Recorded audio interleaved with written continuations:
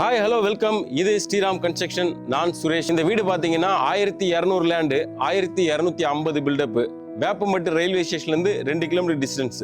இது வந்து பார்த்தீங்கன்னா வடக்கு பார்த்த வீடு.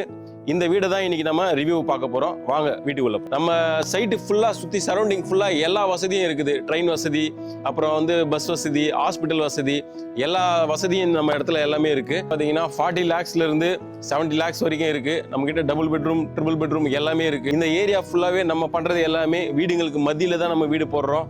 அதே மாதிரி எல்லாமே டிடிசி அப்ரூவ்டு தான்.